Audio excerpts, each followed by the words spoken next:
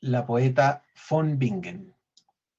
Entonces, hoy día inspirados en la obra de von Bingen, inspirados, digamos, en su tenacidad, en su curiosidad intelectual, su capacidad de abordar tanto la música, la ciencia como la poesía, es que hoy día nos juntamos y queremos conversar y escuchar directamente los poemas de Rosa Betty Muñoz en su propia voz.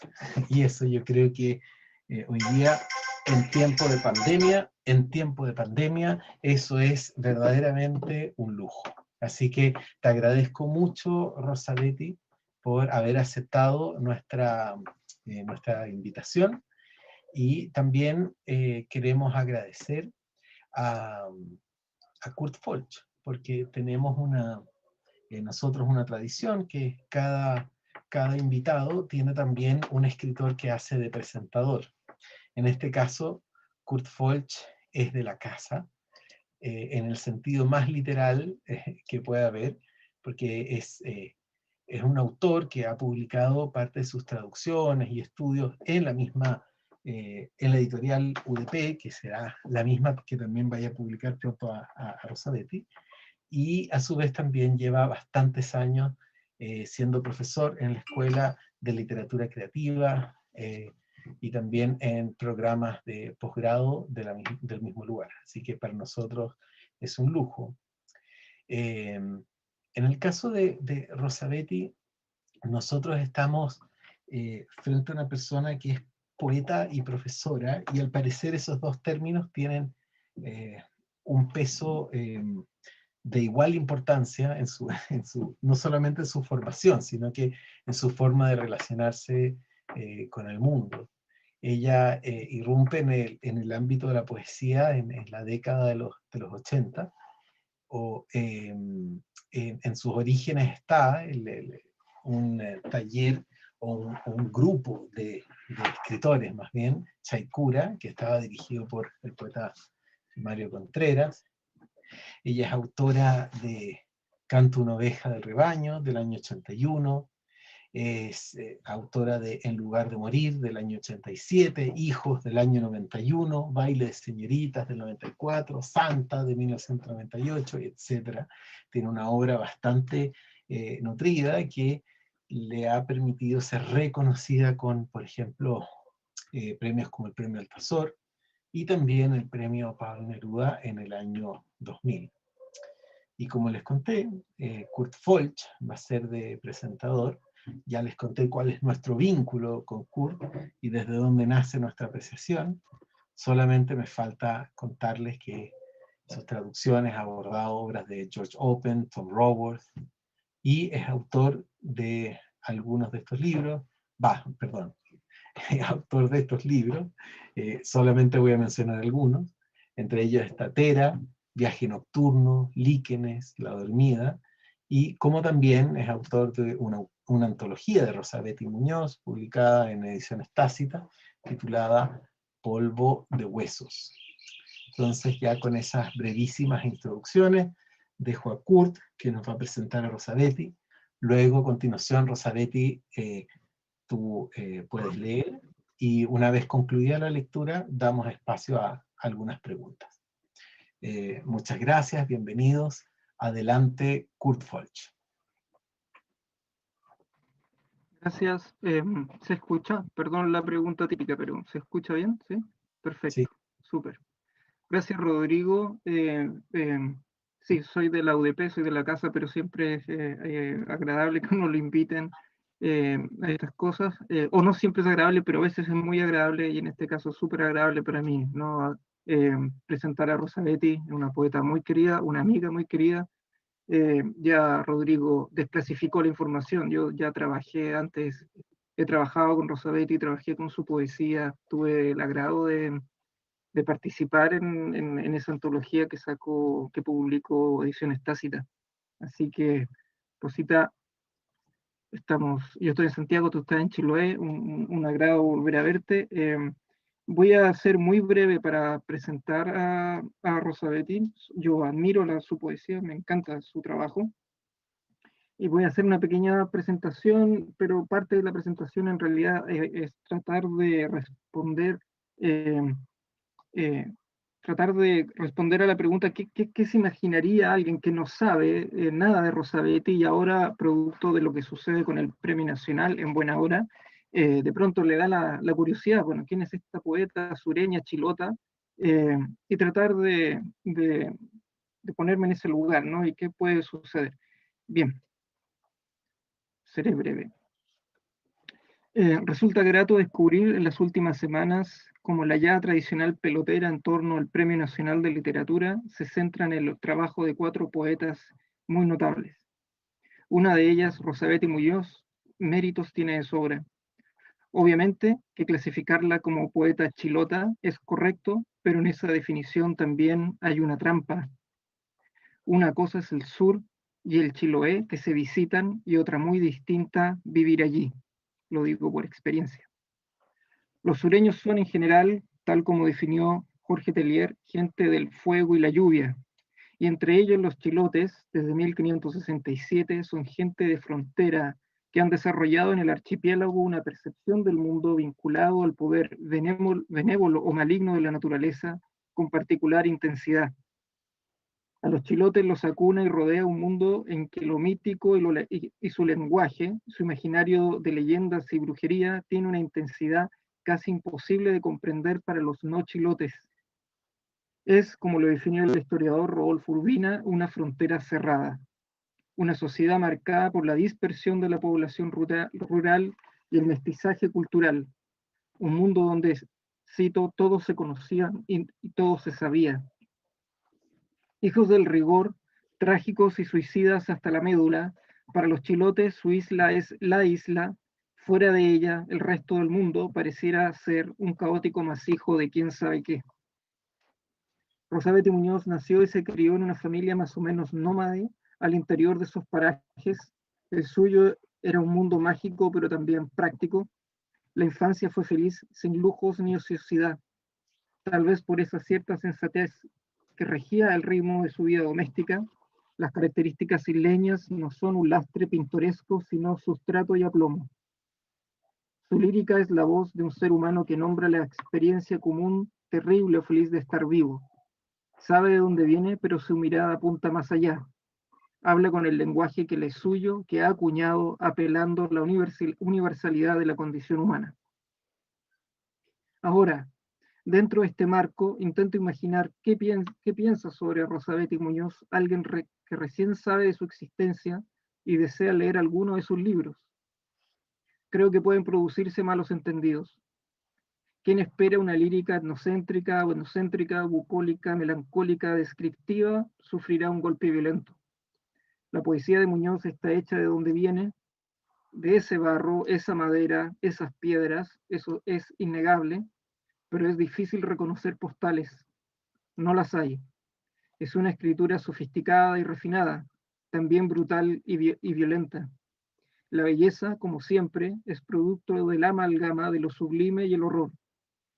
La luz resplandeciente del sol sobre un paisaje húmedo y brillante, la dignidad del trabajo de hombres, de mujeres y hombres, la vida de la comunidad, también incluye de manera insistente la progresión de la humedad, la soledad, la pobreza y el desprecio. La amabilidad de la poeta Rosabetti Muñoz tiene un contrapunto en sus propios poemas. Su otra cara es implacable. Si pudiera establecer vinculaciones u orientaciones, muy rápidamente diría que tanto el Decálogo del Artista de Gabriela Mistral como Cantores que reflexionan de Violeta Parra pueden servir de referencia inmediata para entender esta dualidad. Rápidamente citaré 3 preceptos, los 3 últimos preceptos del Decálogo del Artista de Gabriela Mistral. Dice: darás tu obra como se da un hijo, restando sangre de tu corazón. No te será la belleza opio adormecedor, sino vino generoso que te encienda para la acción, pues si dejas de ser hombre o mujer, dejarás de ser artista. De toda creación saldrás con vergüenza, porque fue inferior a tu sueño, e inferior a ese sueño maravilloso de Dios que es la naturaleza. La obra de Muñoz comparte cada uno de estos preceptos. La sintonía, creo, es completa y de esta forma se anula claramente cualquier ambigüedad moral. Se comparte con los otros, se busca la luz por y para los otros, se resiste con ellos. Esto ha sido así, más allá de los registros formales, desde su primer libro, tanto de Una oveja del rebaño, de 1981, hasta el reciente Santo Oficio, del 2020, ¿no? que sacó la UDP. De ahí creo ese gesto permanente de Muñoz, de absoluta discreción ante la figuración de su nombre y las alabanzas a su trabajo. Porque en definitiva su poesía no ofrece una mirada feliz ni neutral sobre la realidad. La fatalidad, tan chilota después de todo, cuaja bien con la actitud del poeta ante la fuerza a veces intolerable del tiempo, el terrible Cronos, el deterioro y la muerte. Estos son ejes alrededor de los cuales giran las imágenes bellas y descarnadas del amor, el deseo, el encanto, la espera, el abandono, la pobreza y la crueldad, ofreciéndonos escenas de una experiencia dulce a veces y amarga casi siempre. Recordemos, ahora, que en Ratada, libro del 2005, Rosabetti Muñoz ya nos dio un terrible anticipo de lo que es la llegada de la peste. ¿Cuál es la urgencia de declamar un mundo de despojos y oscuro? Sin duda tiene razón el poeta Sergio Mansilla al señalar que todo aquí es orfandad. Tiene razón y sin embargo existe cierta belleza y dignidad en esa sobrevivencia consciente de lo precario, de esos detalles ínfimos y ruinosos bajo cielos que oscilan entre la lluvia y la amenaza de lluvia. Se ve entonces que los motivos de Rosabetti Muñoz en la simple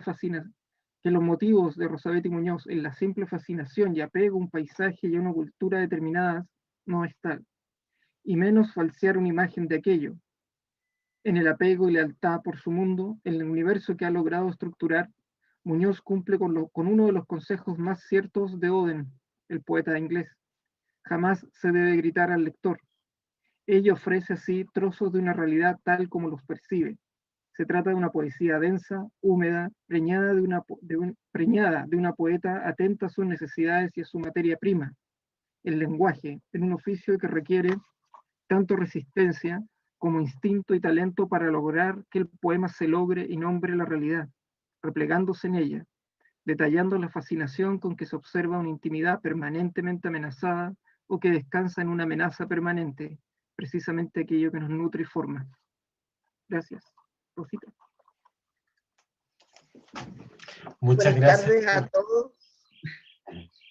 Buenas tardes a todos. Muchas gracias, Kurt. Me emocionaron tus palabras en realidad.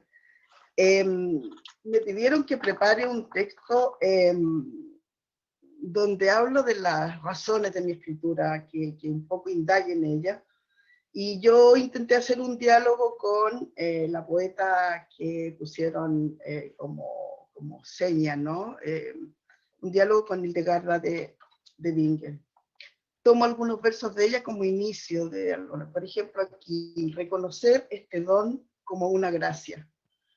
Miro hacia atrás y veo a una niña sola, en horas límites, sin límites, entregada a la contemplación de la naturaleza que la rodea, soñando con la santidad, una especie de fusión con el mundo, pero al mismo tiempo alejamiento de él.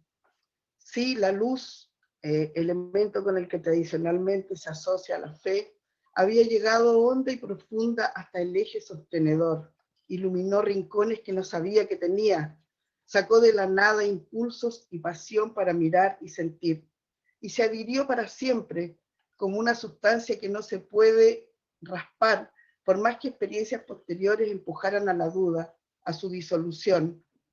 Entonces sentía que todo obedece a un orden perfecto, y dentro de ella estaba la sed y también el agua necesaria, el mismo abrevadero que todavía hoy permanece sumergido.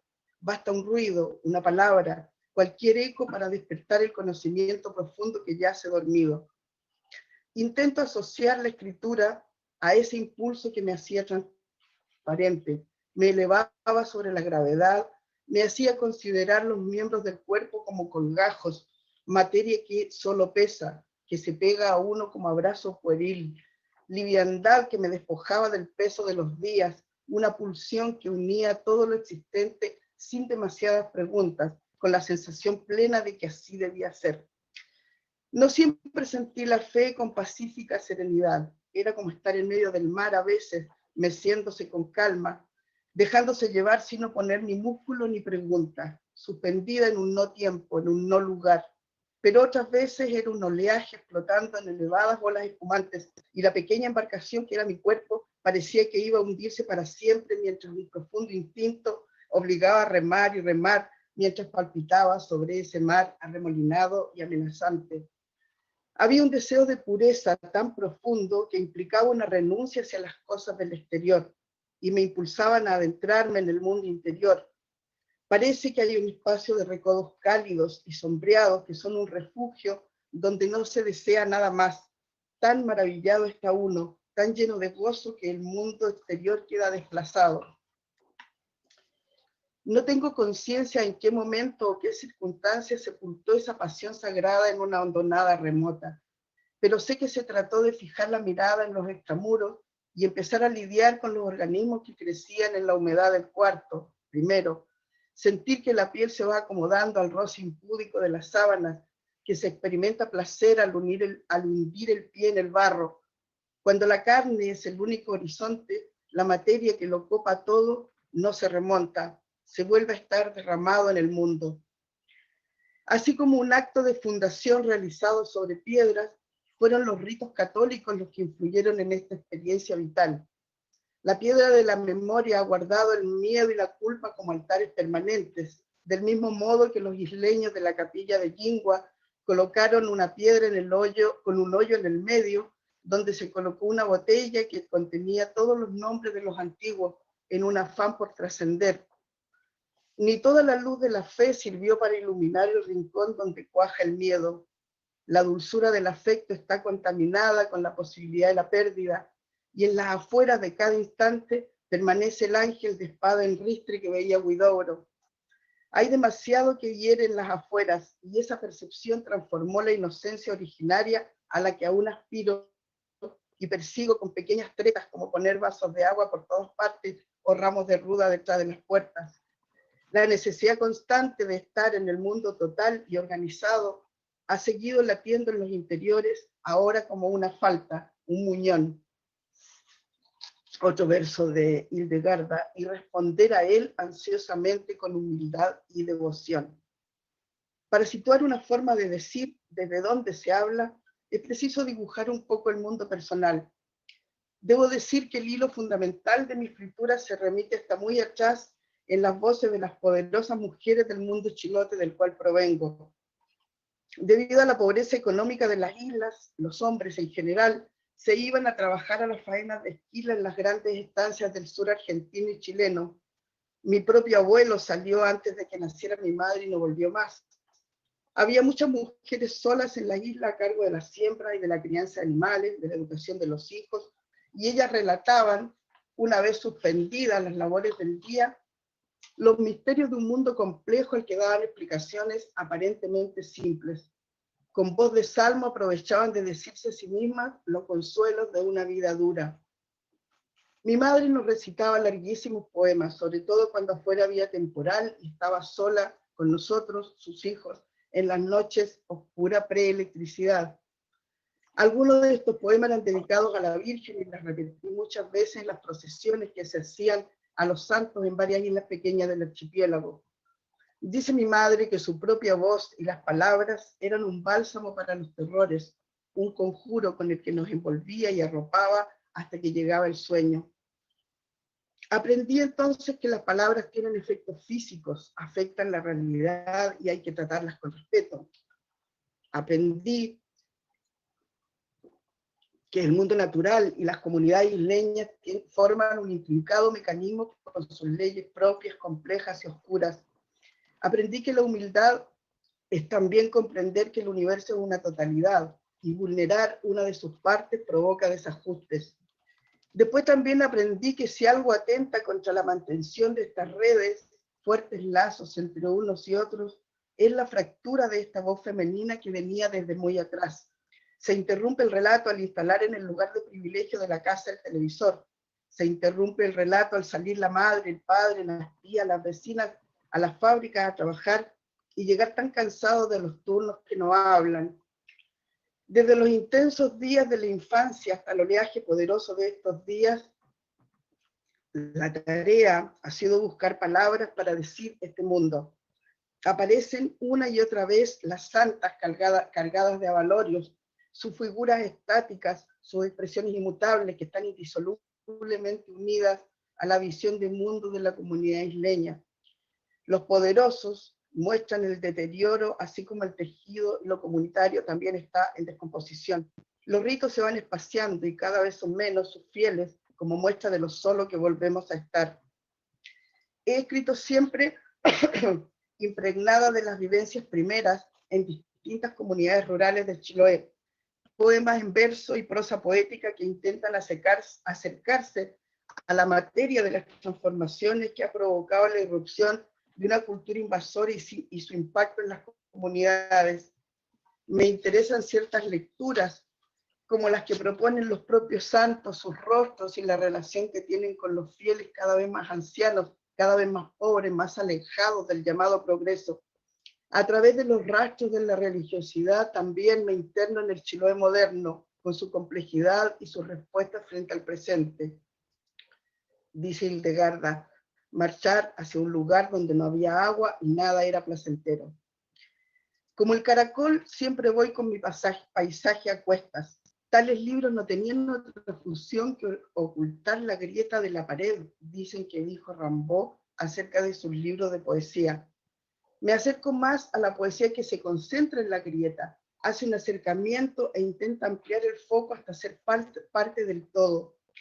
En el sediento gesto de abrevar cuanto hay de bello y bueno en el mundo, también se ingresan las heridas, cortes, asumiendo amorosamente que son parte de uno y todo.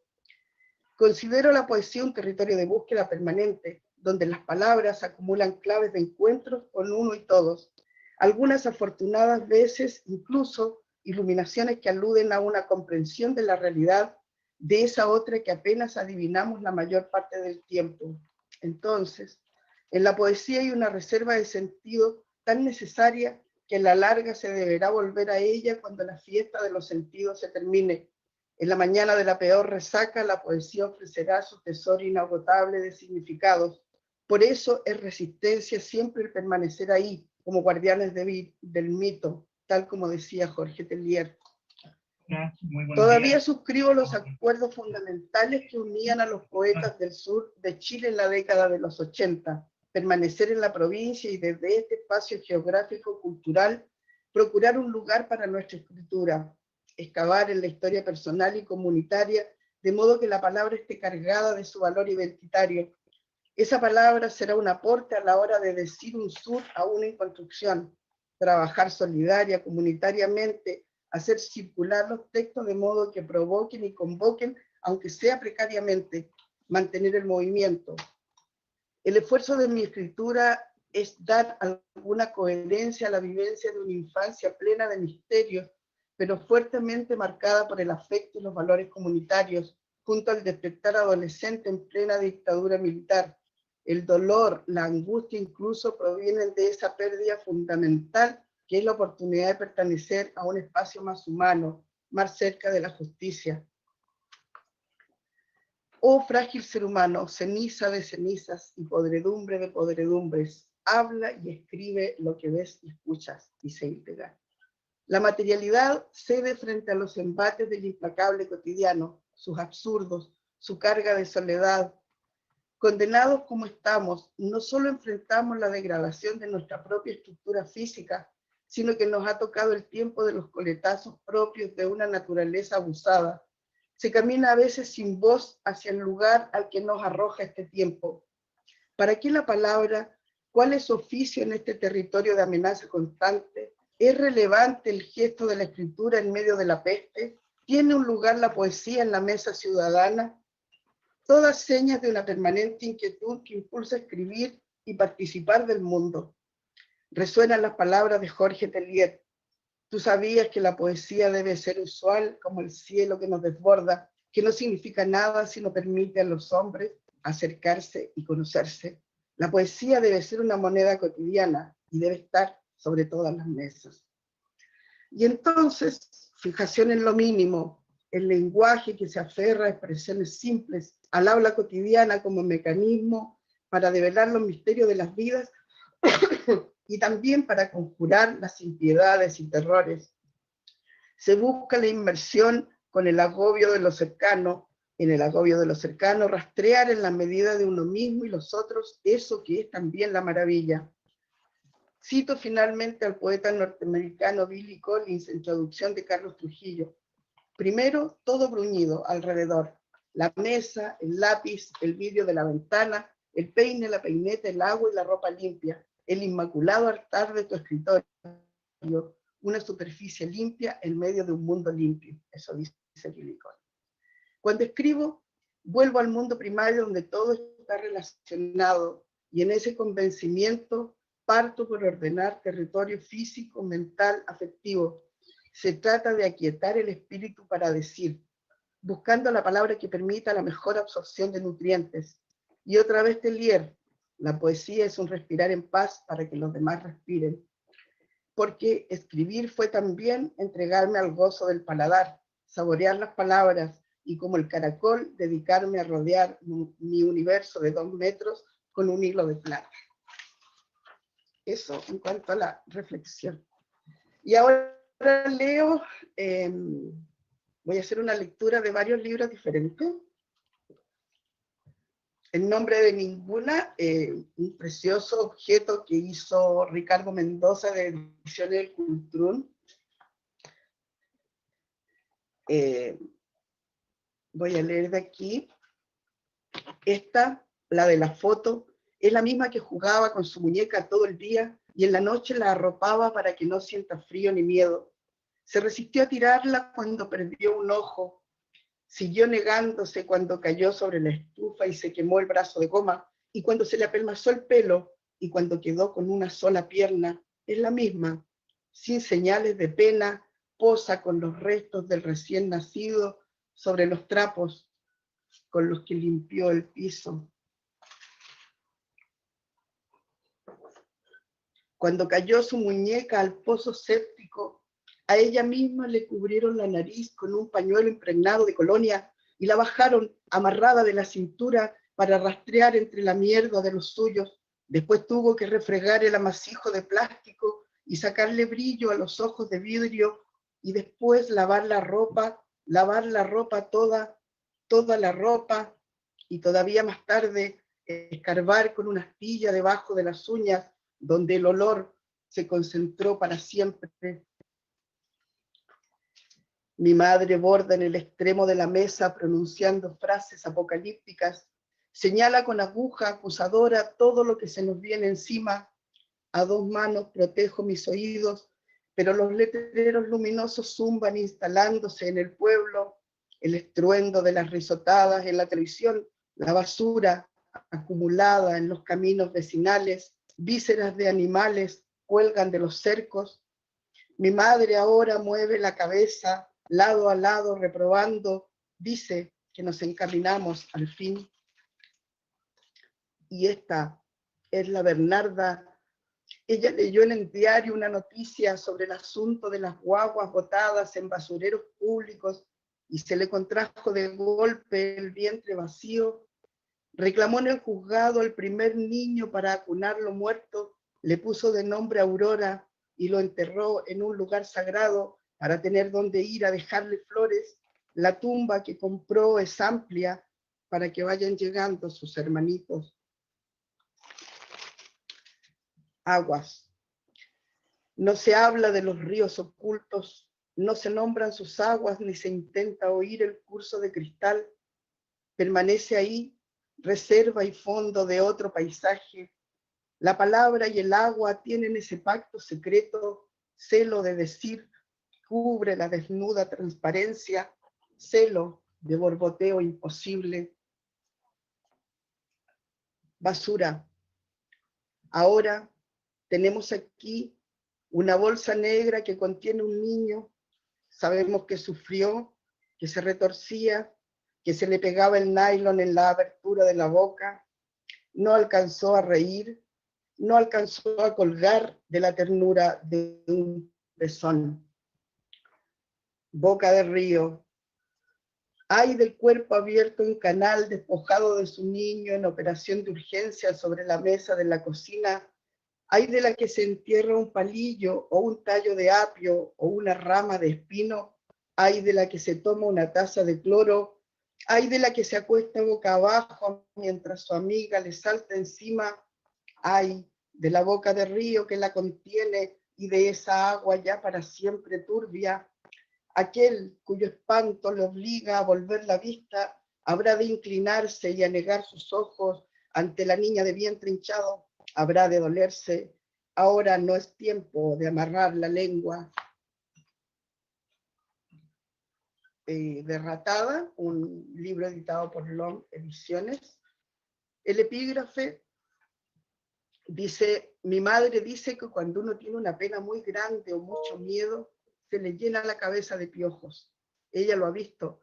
Todos esos bichos están dentro de uno. Eso dice. Aquello que se azota en lontananza como un gusano partido en dos, ese oscuro caserío borroso aún, te hace saltar el corazón porque ya sabes o intuyes, ahí dejarás buena parte de tus días. En esas playas todo termina por secarse.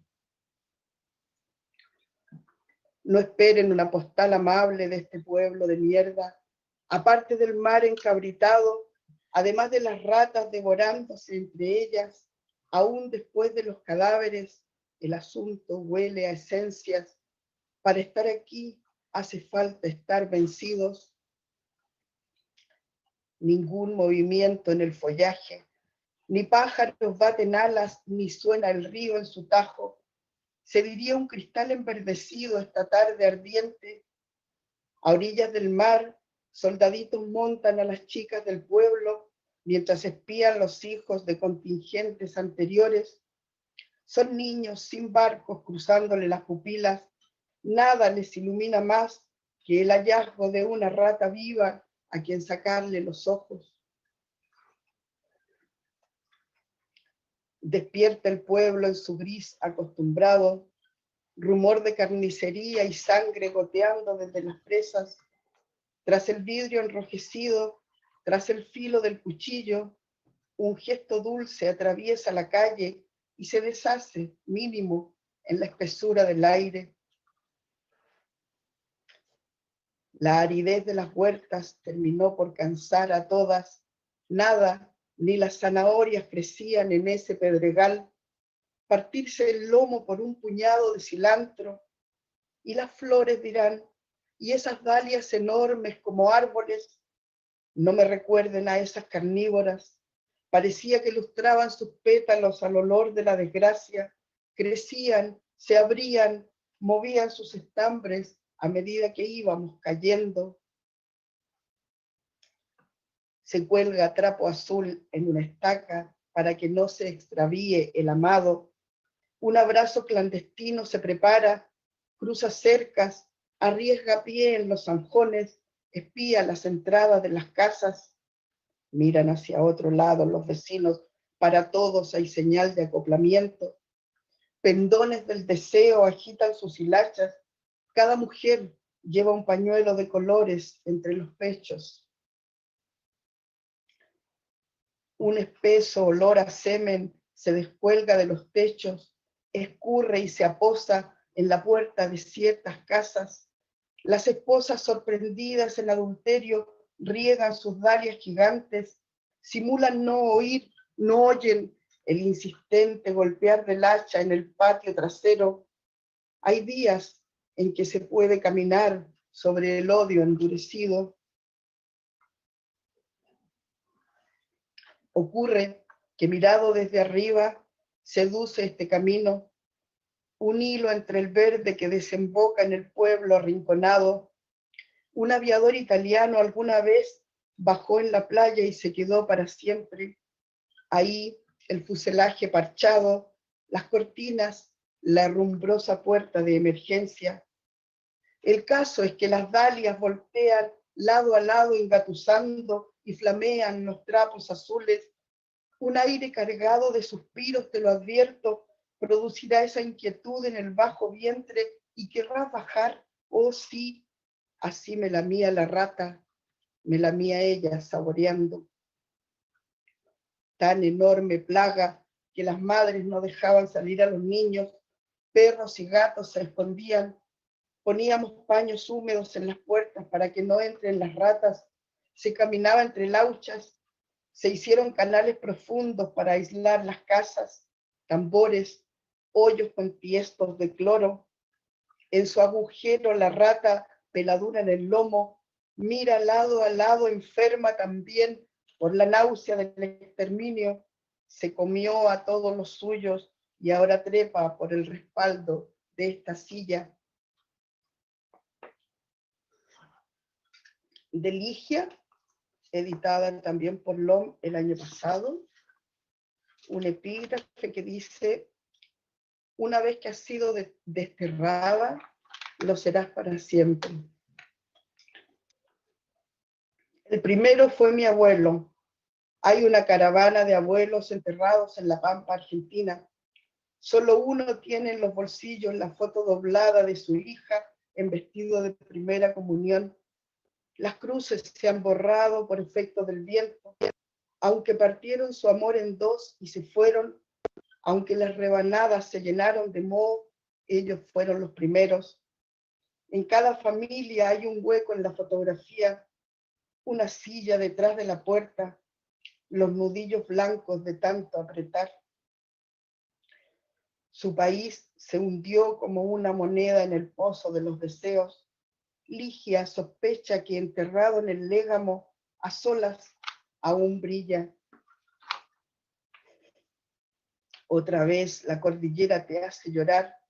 Simplemente buscaban los fósforos, pero se desató el aguacero que arrastró con tal pedrería la vidriera navideña, la noticia de la muerte de un vecino, otro amigo desaparecido.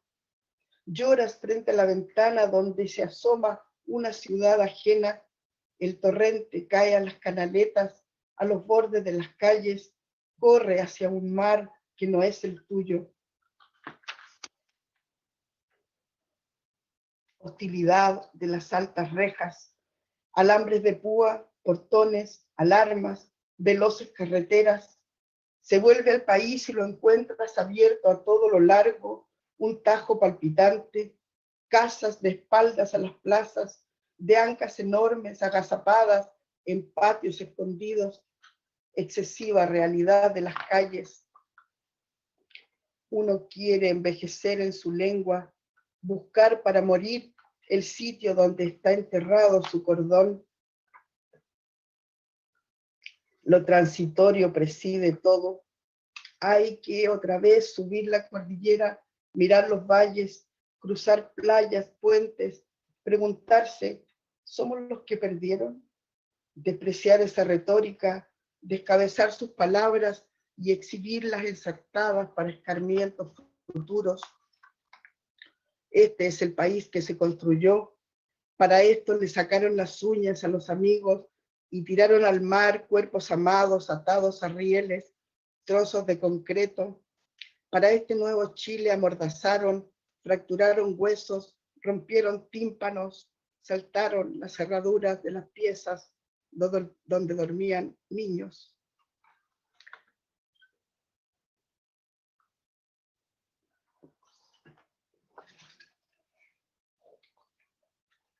Borrar a uno del mapa, no estar en el mapa, caerse del mapa. Esto es un error, piensa Ligia, sumida en un rencor difuso contra el país extraño, donde ahora duerme, cocina, espera. Un error, repite, mientras da vuelta la caja de fósforos. No me puedo ir, mi cuerpo es el mapa. Sabían cómo herirnos, cuál el peso total de las palabras o de la mudez. Mientras nos daban con un palo y duro, hay palabras que se quedaron estancadas en mi voz, que ya no volverán a decirse.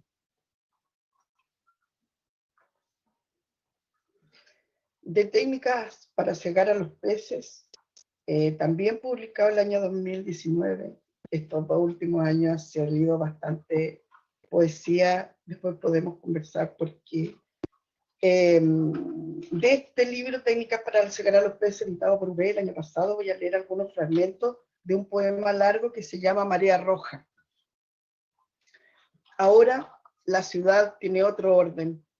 Bajo un cielo sucio, las micros desechadas por la capital circulan tragando turnos de obreros que van a las pesqueras. Se abren choperías, café con piernas. En los nuevos nightclubs, las vecinas bailan sin ningún tipo de miramientos. El mar, en oleadas, vomita medusas muertas y envases plásticos. Se ha producido el temido desembarco y dejamos los gualatos, las cosechas de manzanas, el cuidado de las gallinas, rendidos a la humillación del salario mínimo. Nuestros muchachos dejaron su escafandra en el fondo del mar y subieron zumbando las cabezas, saltados los ojos o tullidos. Sabíamos que algo se estaba gestando allá en lo profundo. No fuimos dignos de dormir cerca del altar. Nuestros mayores sí. Ellos vieron ciudades brillando en las lomas de la isla como ardientes reflejos del deseo, y también un barco que se llevaba a algunos para escarmiento de todos. Una sola noche de fiesta con manjares y excesos. Todo el que volvía estaba viejo y alucinado. Soñaban con remolinos que se tragaban botes y sabían cuándo no era día de pesca aunque el sol brillara, y que galopan caballos alrededor de la casa del moribundo y se convierte en perro aquel que odia. El año en que florece la quila habrá desgracias y los animales sienten cuando alguien arrastra una pena. Supieron los antiguos todas estas cosas y otras muchas que callaban. El silencio está cargado de destellos. Ahora, en los veranos, oleadas de calor mantienen los campos en sequedad. Las bestias boquean, hilos de baba gotean desde sus trompas. Desde el aire, el amable aspecto de las islas se reduce a cercados cuadros café, árboles estáticos y tardes de insectos zumbones. La dicha del agua se evaporó en columnas, esa humedad que nos falta. Se termina esta parte de la historia. Nuestros ritos han entrado en fase terminal. Hay barcos de turistas que asisten al espectáculo de la fe y en la explanada, frente a las puertas de la iglesia, ejercen su comercio los desarrapados del continente. El santo Nazareno sale cabizbajo, ahora con más razón que nunca, avergonzado tal vez de estos sus fieles que terminan ebrios durmiendo en la pampa. Maldición eterna a quienes dejaron el paraíso, para aquellos que retorcieron el discurso y escarbaron en los deseos más vulgares. Malditos quienes abrieron el cofre que descansaba bajo el altar. Restituir a la isla su condición de madre, volver a sentir el calor de la madera crujiendo, aroma a cujen de grosellas, el sonido de la tetera saltando sobre la plancha de fierro, el vapor que sale de su boca, tirar el cordón de la puerta, ver a los mayores, cada uno en lo suyo, oír a los gatos corriendo sobre el techo de zinc, mirar por la ventana hacia el rincón donde florecen los pensamientos. La infancia huele a mariscos y lámparas petroleras. Ah, cómo se desea pasar de un día a otro sin arrastrar los pies, haciendo el recuento de minutos iluminados, un puente de plata que se podrá cruzar después con el liviano peso de la memoria. Se termina esta parte de la historia. El fiscal sigue dando la hora a campanadas. En este valle de lágrimas algo se acaba y no hay fanfarria ni discursos.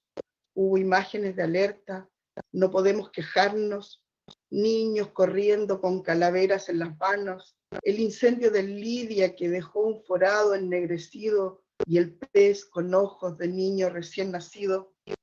Hace ya tiempo que los dolientes se habían desentendido de sus muertos y que los hijos pusieron en venta las casas de sus padres.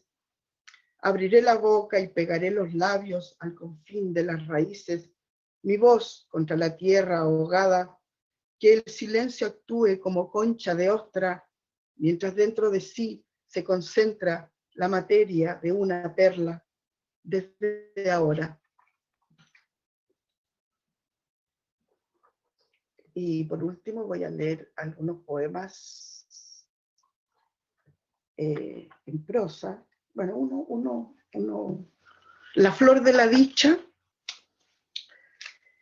Aquí, a orillas de la mesa, con la ventana entreabierta y una tetera silbando monocorde, el instante despliega su andamiaje. Descanso el rostro sobre el brazo y me dejo recorrer por esta paz.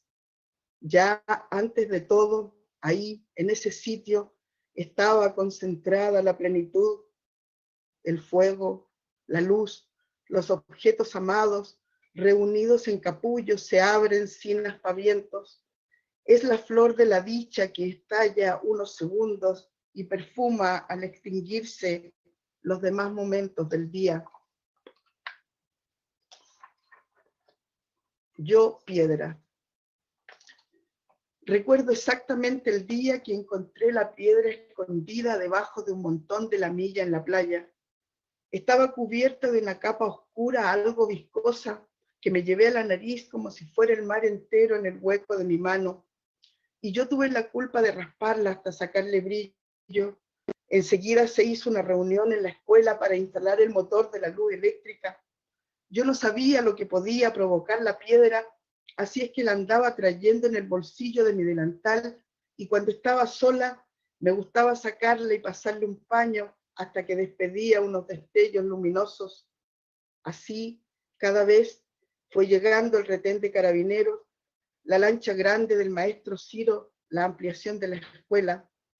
Cuando me di cuenta de los poderes de la piedra, mis vestidos me quedaban chicos, casi toda la gente andaba con zapatos y muchos jóvenes se habían ido para siempre de la isla.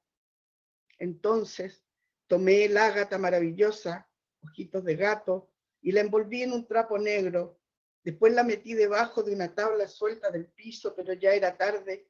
Su efecto se había desatado y por inercia la velocidad del tiempo ya no paró más.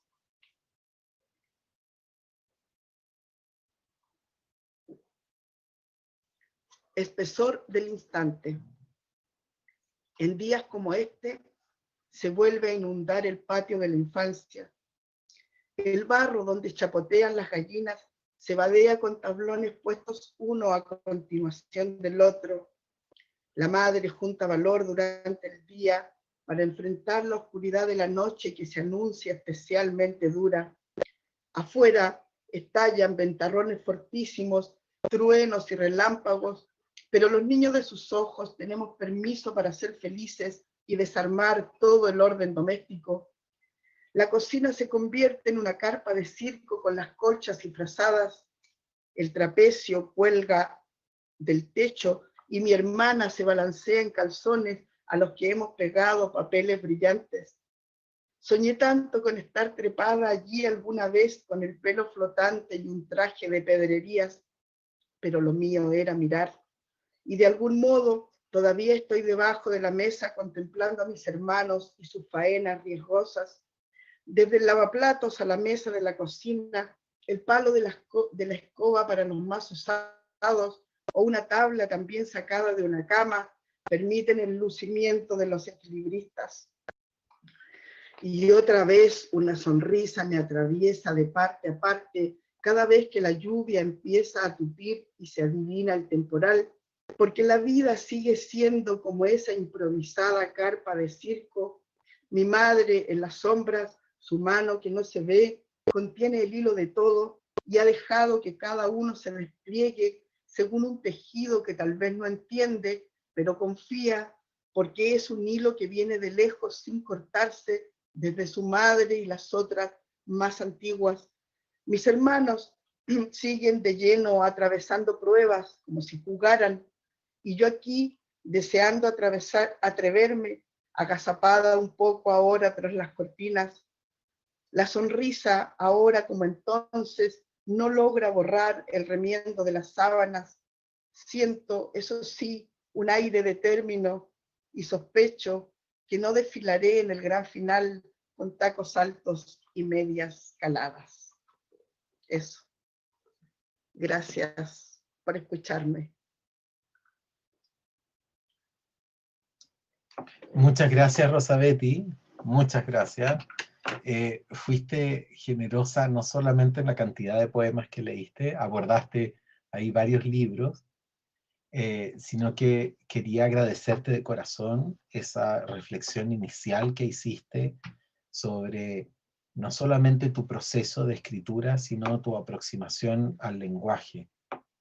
Esas imágenes de el cuerpo del paisaje y también el, el, el cuerpo, digamos, de quien escribe, que están todos ahí presentes en ese poema, van bastante más allá del lugar común de poeta del sur, poeta natural. O sea, le da bastante más profundidad a esa frase gastada. Entonces, yo creo que el regalo que nos diste ahora es portentoso. Muchas gracias. Tengo entendido que Kurt Folch tiene algunas preguntas por aquí. Kurt. Sí, gracias Rosabetti por la lectura, súper buena, preciosa. El pie forzado de Hildegard von Bingen fue muy bueno. Pero mira, tengo dos preguntas, una de Carmen Berenguer. Te pregunta, Rosabetti Muñoz, ¿cuál es tu opinión del canon literario en Chile como para recibir la poesía, como para recibir la poesía escrita, como para recibir, me imagino, el premio literario, la poesía escrita por la mujer? ¿Me escuchaste bien?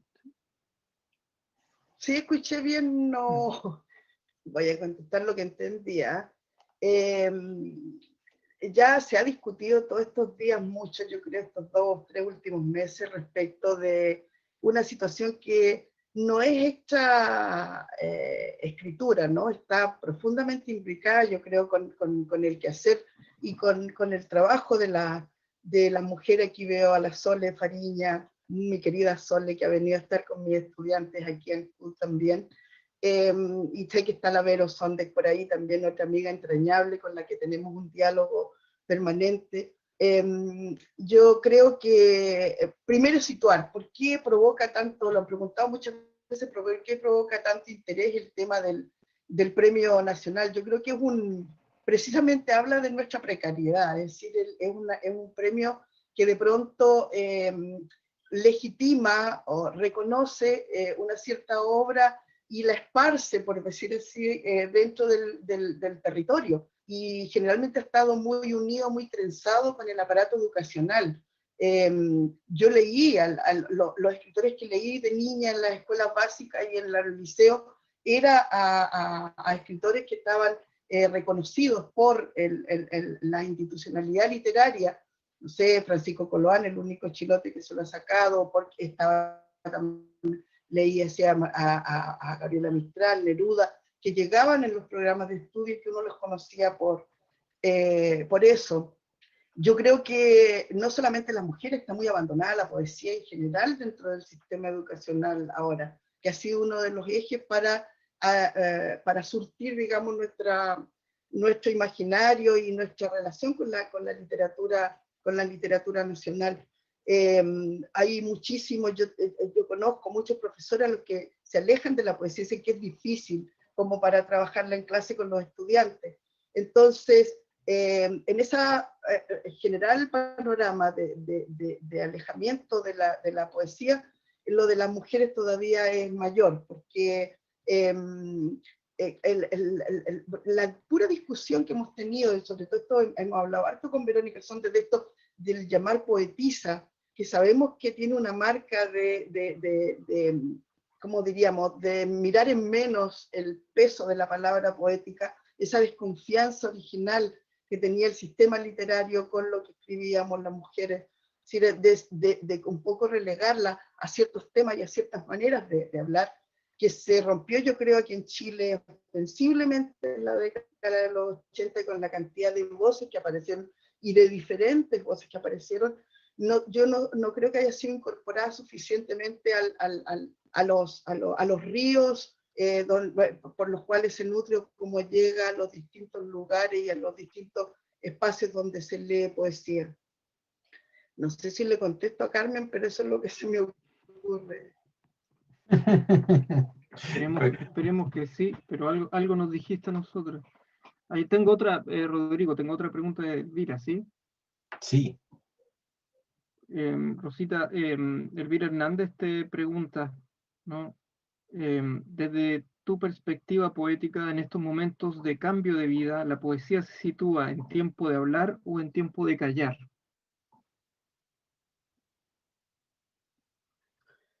Que es una muy buena pregunta.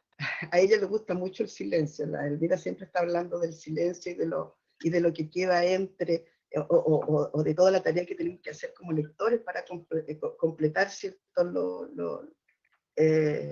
los poemas.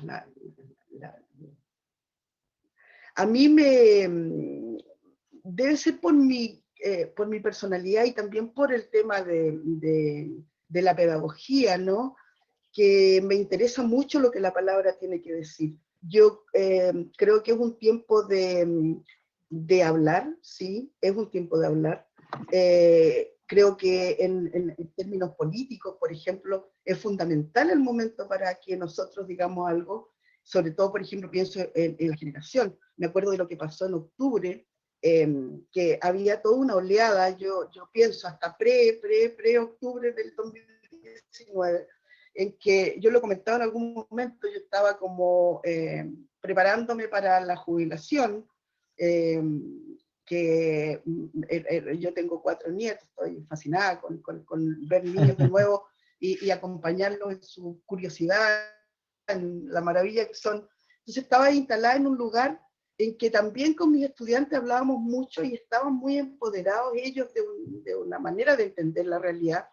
Y parecía que el desplazamiento de uno como persona mayor, como que los discursos estaba como, había una desconfianza, pucha, este mundo en el que participamos era como un fracaso, todo había ido como a peor, desde nuestros sueños no habían sido como no habían tenido una instalación, y de pronto viene ese movimiento y lo primero que me pasa, aparte de lo impactante que fue la posibilidad de encontrarse con muchos que estaban pensando como uno, que fue lo más sorprendente para mí, que muchísimos, pensar que venía la posibilidad de soñar de nuevo un país distinto en conjunto, que es lo que tenemos que hacer ahora, ¿cierto? Con un nuevo pacto social, yo creo en toda esa instalación que es posible hacerla, y yo creo que me dieron ganas de decir, yo sí tengo cosas que decir.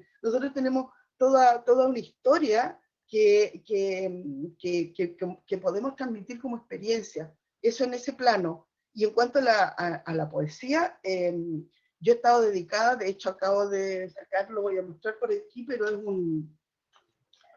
un librito de nada, es un pequeño poemario que hice solamente algunos ejemplares a mano para algunas personas, pero son puros ejercicios para vivir en confinamiento, en que lo que hago es mirar hacia atrás, el vivir en los interiores aquí en Chiloé. Es un mundo de riqueza impresionante, todos ritos, labores, ejercicios que se han retomado. Yo no sé si ha pasado en todas partes, pero cuento una cosa muy pareciera poca, pero no lo es.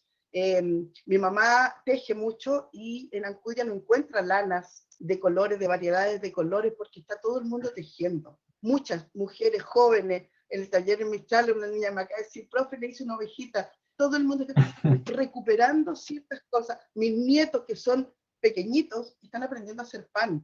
¿Cuándo lo iban a hacer en otro momento histórico, en otros momentos de la vida? Yo creo que donde estemos y como estemos, la palabra es un tremendo capital aunque odio usar esas palabras en realidad como del sistema pero digamos que es un tesoro, la palabra siempre es un tesoro. Y lo que he estado haciendo en este tiempo ha sido como bucear en las experiencias vitales de los interiores, de la vida en los interiores, y hacer estas imágenes líricas que son como retratos de tiempo y que se calzan hoy día perfecto. Hay mucha gente que está recuperando quehaceres, maneras de conversar.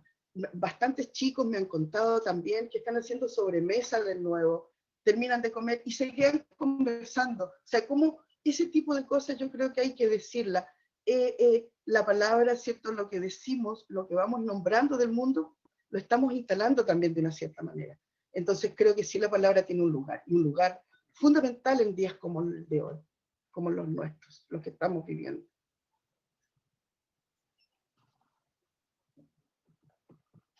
Muy bien, muchas gracias, Rosabetti. Mira, todos estos días hemos tenido la oportunidad de que cada poeta responda una pregunta formulada por las demás poetas incluidas en este ciclo. Y bueno, ahora toca la pregunta de Soledad Fariña, que afortunadamente está acá en persona, o en pantalla, como quieran ustedes. Sole, si quieres, ahora es tu momento de intervenir, de dialogar con Rosabetti. Tiene el micrófono, por favor.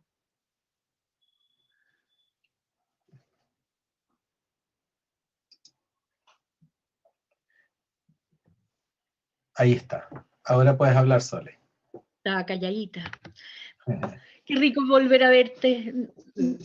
Nos vimos hace como un mes atrás, o sea, nos vimos. Y en mi taller la estrujamos a la Rosabetti porque le pedimos todo, nos leímos todo. Voy a hacerle unas preguntas que tú las conoces a una oveja descarriada, a una Rosabetti de 21 años, de su primer libro tal vez, el canto a la oveja del rebaño. Entonces, este es un pequeño poemita que conversa con ese. A Rosabetti Muñoz, a la juventud de este texto, de la oveja. Preguntas a una oveja descarriada. ¿Has gozado de tus días largamente, Rosabetti, oveja? ¿Fuiste feliz retosando con el lobo?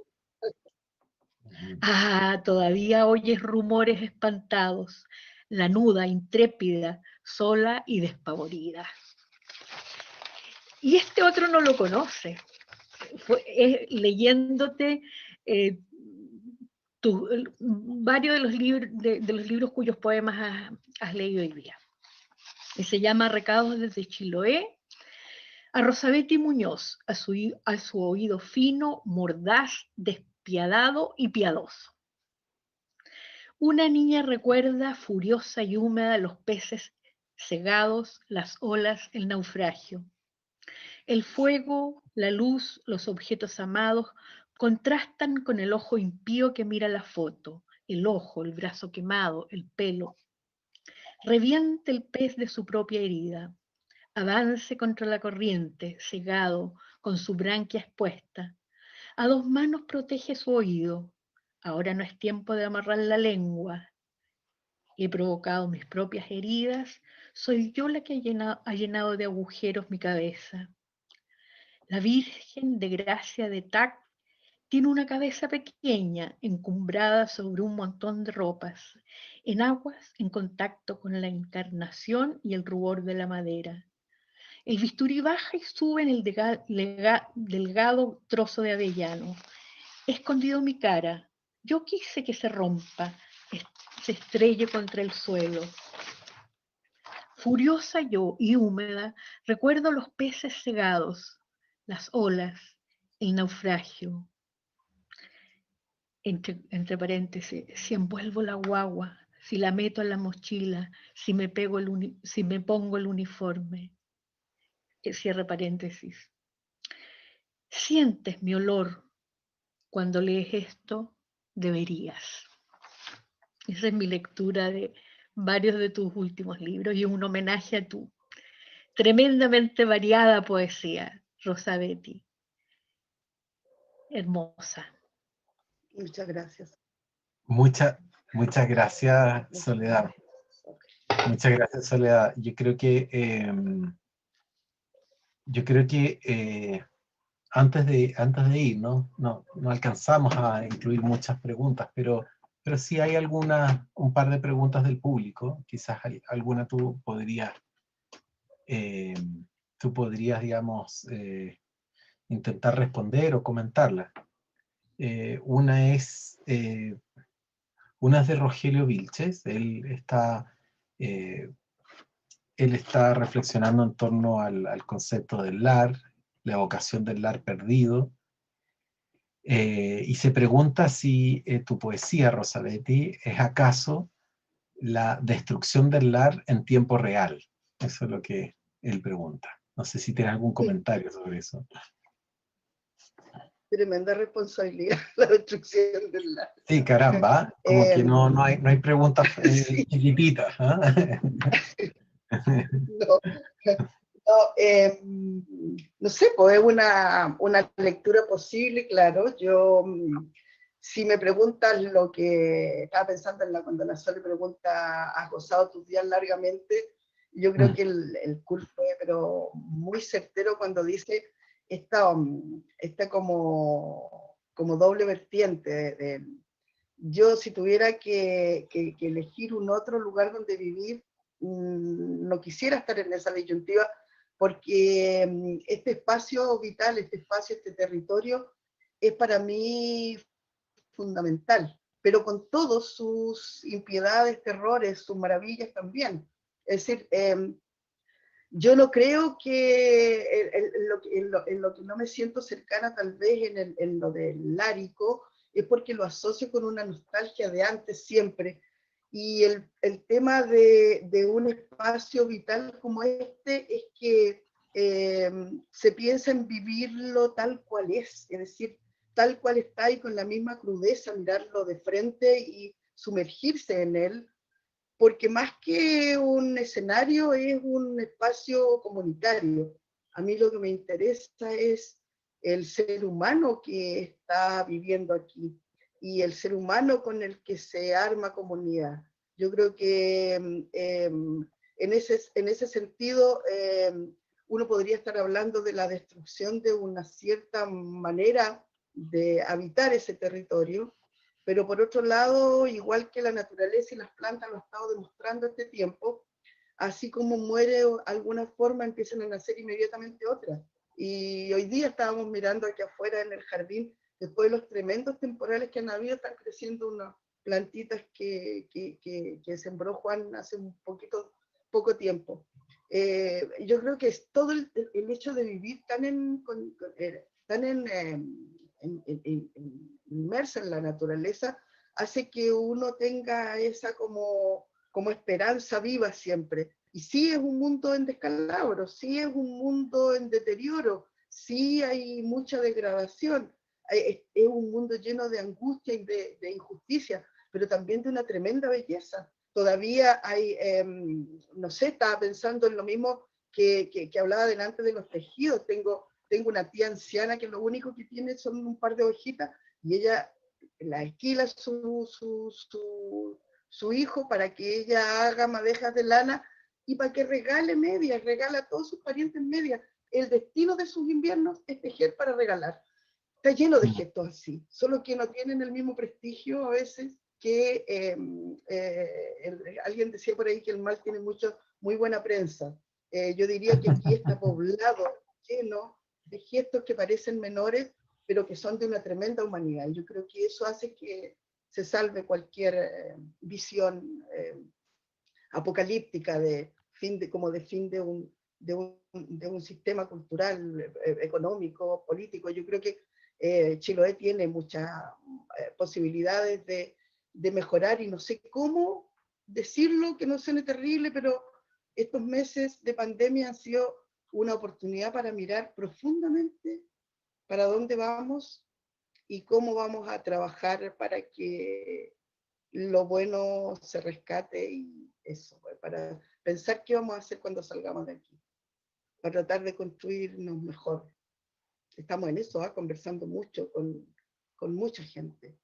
Para eso ha sido bueno también este medio, esta telematía. Rosabetti, voy a tratar de resumir al menos 3 o 4 preguntas que rondan el mismo barrio, y tomándome justamente de lo que acabas de exponer, quería preguntarte si tú sientes que en ese escenario hay algo que pueda ofrecer el poeta o la misma poesía en ese proceso de pensar profundo y de relacionarse también con esta contingencia.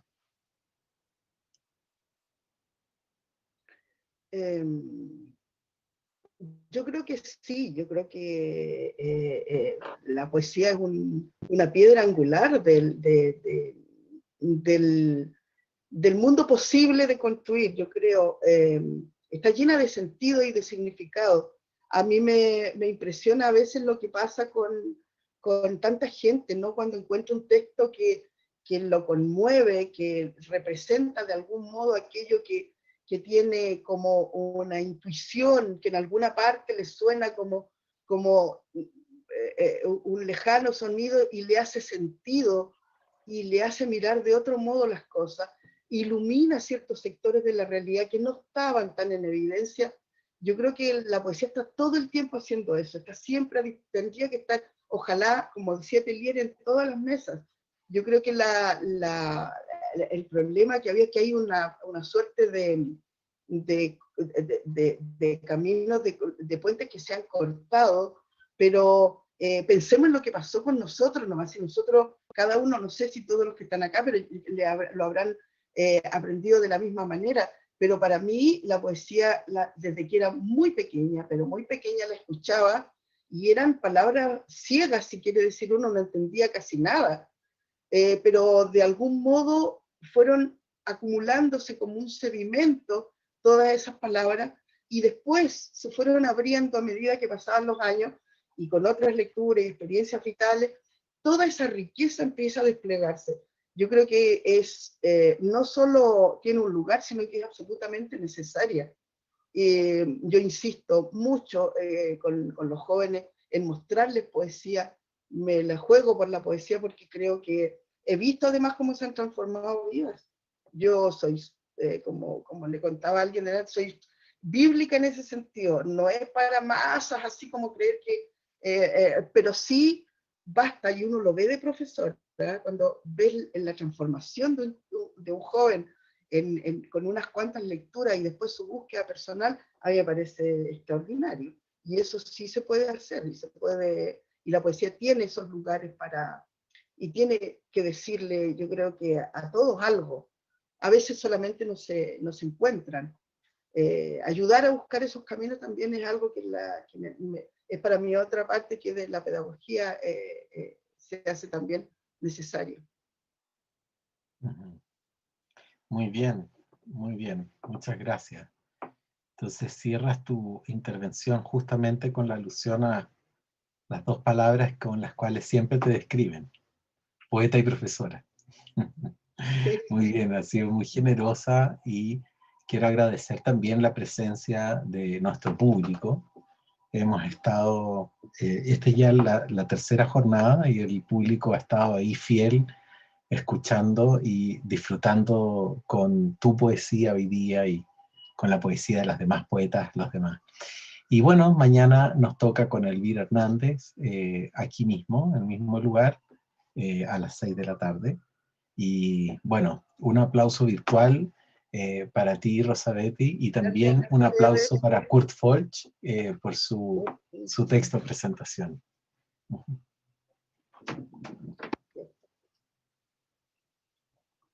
Gracias. Hasta luego. Chao, chao, chao, Rosita.